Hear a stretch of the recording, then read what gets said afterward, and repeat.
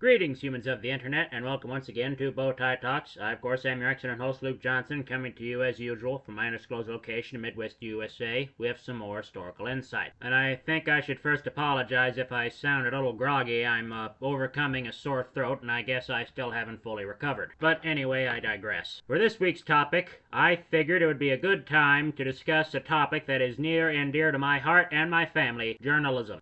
Both my mother and oldest sister studied journalism, so I guess you could say it runs in the family. And from what I can tell, it definitely has quite a storied history. I mean, after all, the freedom of the press is one of the rights mentioned in the First Amendment of the Constitution. So please join me as I discuss the history of American journalism. I believe it should be noted that journalism in and of itself is not a strictly American practice. Early examples of news texts can be seen as far back as the 1470s.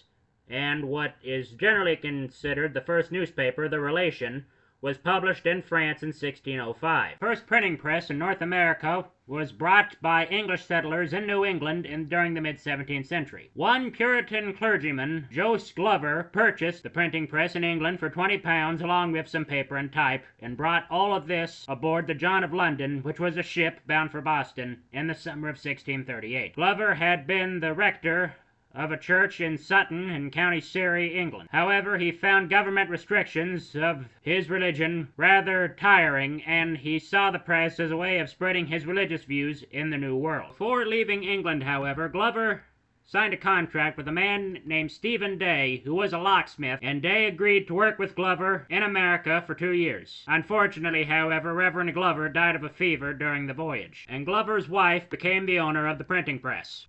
She settled in Cambridge, Massachusetts, and set up the printing press near the recently founded Harvard College. She left the running of the press to Stephen Day, who in turn relied on the skills of his 18-year-old son Matthew, who had been an apprentice to a printer in England. Their first publication, which was also the first printed material ever made in the British colonies, was The Oath of a Free Man, which was a half-sheet containing the words of the oath required by the colony of those who wish to become legal citizens. Unfortunately, none of these sheets have survived, and scholars only learned of them through later accounts. And with the printing presses now being in America, it of course meant that people could start forming their own newspapers.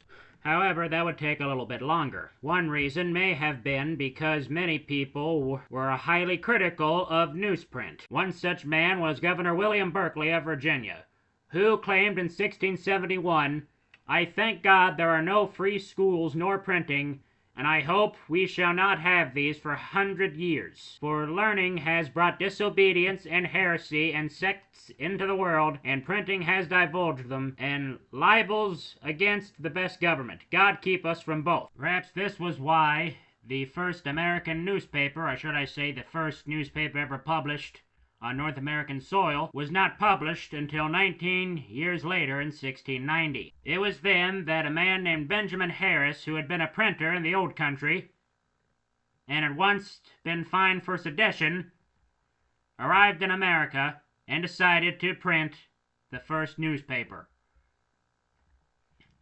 Colonists flocked to the first and only edition of Public Occurrences, both foreign and domestic, on Thursday, September 25th. However, just 4 days later, colonial authorities shut it down. They said for publishing without a license. The true reason, however, was much more petty. The paper was a mix of royal gossip and sharp criticism of an English military commander and his company's treatment of French prisoners during King William's War, which was the first of the French and Indian Wars between the English and French colonies in North America. In the preface of Public Occurrences, Harris promised a, quote, "faithful relation of memorable occurrences of divine providence," these being both local and international. He wanted to inform and enlighten his readers. The first and only issue covered a wide range of topics, including the two missing Chelmsford children, aged 9 and 11, reportedly, quote, "falling into the hands of the Indians," an elderly man in Watertown who had hanged himself after his wife's death, and a report that Boston's deadly smallpox outbreak had, quote, "very much abated." He also chronicled several fires including one that consumed a rare printing press and devoted a major space to the Western Expedition against Canada, which was an English attempt to take territory before the French did. And so, because of its rather controversial subject matter, the British government quickly put a stop to this first newspaper. An officially licensed newspaper would not come into fruition until 1704 with the Boston Newsletter. It was heavily financed by the British government and mostly contained transcripts of political speeches and details about European politics and war. By 1721, though, the colonial press had begun to assert more independence, as seen by the New England Courant, which was published by James Franklin with the help of his younger brother Benjamin. Yes, that Benjamin Franklin. And they wrote scathing critiques of the local government under a pen name. James Franklin was later imprisoned after refusing to reveal who was behind the critiques. It just shows why freedom of the press is so important. You gotta love that First Amendment, folks. Lord knows I do. However, all was not lost for the Franklin brothers, obviously, because the highly critical language of the New England Courant helped make it popular, especially among more independence-minded citizens. And the popularity encouraged many other newspapers to take a more critical tone, and even more critical publications began to appear. This period was highly important in the history of journalism because it helped to loosen the early government restrictions on speech and publication, which were very common in many parts of Europe. However, even more important was journalism became a vehicle for capturing public opinion and for conveying the citizens' concerns to public officials. The broadening reach of journalism meant that public officials could no longer easily pretend to be unaware of the concerns raised in growing publications. And it also meant that more and more people had access to the information that was previously only known to the higher-ups. And around this time, we also saw officials beginning to see that establishing friendly ties with news organizations could serve their interests better than outright censorship. And, of course, this practice is still being seen today. This period also saw the press gaining more freedoms. Proponents of the freedom of the press believed that unfettered expression was a matter of human dignity, personal self-fulfillment,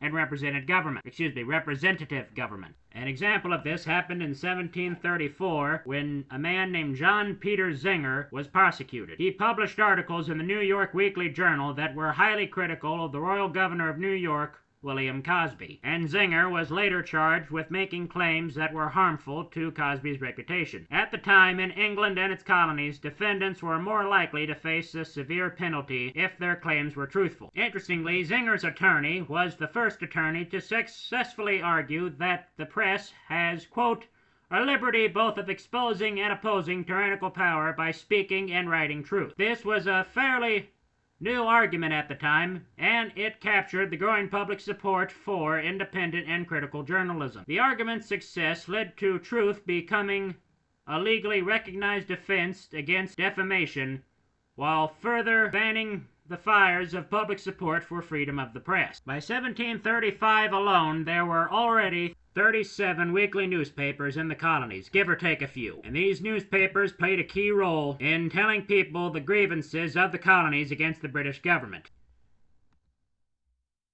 Shortly after the Declaration of Independence, the United States became a leader in terms of its official guarantees for the freedom of expression. Citizens were seeking to secure the right to free expression, and 9 of the 11 Revolutionary-era state constitutions expressed that the liberty of the press should be preserved or never restrained. And this, of course, is reflected in the First Amendment of the United States Constitution, which states that the Congress shall make no law abridging freedom of the press. However, these promises were not very well kept in the beginning.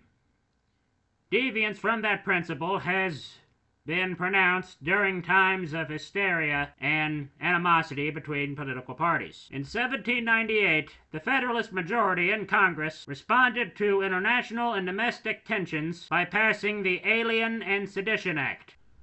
The Sedition Act criminalized making false statements that were critical of the federal government, and it was used in the persecution and conviction of many newspapers and newspaper owners who disagreed with the government. Shortly after the Federalists lost control of the government in 1800, the Sedition Act expired. And interestingly, when the 18th century turned to the 19th century, newspapers continued to be highly partisan, and they received considerable income from political parties and government subsidies. By the 1830s, however, many factors had significantly altered the news industry by making news products cheaper and more accessible. Socially, literacy rates rose, which resulted in larger potential audiences for news products. These many factors led to the birth of the so-called penny press period, when newspapers became much cheaper and gained even wider circulation. And although newspapers continued to be partisan tools, especially in rural areas where the editor of a small press would often be involved in local politics, additional commercial options also emerged. And during the 1830s, a well-known French intellectual named Alexis de Tocqueville, and I hope I'm pronouncing that correctly, traveled throughout the United States and produced many writings about American culture. And in his book, Democracy in America, Tocqueville remarked that almost every community he visited had its own newspaper, which he saw as evidence of the power of the people and American sovereignty. The American ideals of free expression were propelled to the global stage thanks to him and other intellectuals, and they became instruments of social transformation in other parts of the world. During this time, another technological development would be very important in the world of news, and that is the telegraph. The development of the telegraph redefined time and space in the context of journalism, and it made it possible for news coming from many miles away to actually be new. Events happening in Virginia could now appear in the next day's edition of a New York-based newspaper, and this created a new version of the reporter, the correspondent, who would travel to different parts of the country and send dispatches via telegraph to an editor who would then refine and publish a story. The Civil War also created a new form of journalism in the form of a war correspondent who could offer updates on battles while they were fought at the front line. And the development of underground cables linking the United States to Europe and other countries made it easier to bring world news to the populace. And while technology acted as an enabler to bring new forms of journalism, popular demand and the growing commercialization of the United States press also led to changes in content and ownership. There was a growing demand for entertainment, crime stories, and business news, and especially financial news from London, which at that time was the financial capital of the world. An increased competition brought forth increased pressure for journalists to produce news quickly, accurately, and reliably. And this also led to a new class of businessmen, and that is the newspaper magnate. Men like Edward W. Scripps built a large portfolio of newspapers by lending money to launch publications and acquire new control of the most successful ones. Scripps tended to make a more hands-off approach, granting his local editors autonomy so long as they met revenue objectives through advertisements and prescriptions. Other people were more hands-on, like William Randolph Hearst, who purchased a number of newspapers in the 1890s and intervened in their editorial decision-making and used them to publish his personal views. He would go on to use one of his newspapers, that being the New York Morning Journal, to provoke American outrage against Spain through sensationalist and often false articles. Such coverage contributed to the Spanish-American War in 1898 and helped fire a circulation rivalry between the Morning Journal and Joseph Pulitzer's, the man for whom the Pulitzer Prize is named, New York World. The Morning Journal's coverage was also what might now be considered yellow journalism. That is, journalism that sought to draw larger audiences by using misleading, eye-catching headlines that were displayed in huge print, even for minor news. The headlines were accompanied by sensationalized and highly suspect articles that contained fake interviews, pseudoscience, scandal-mongering, and dramatic emotional language. Those articles often appeared alongside lavish illustrations, many of which bore very little resemblance to reality and simply dramatized events.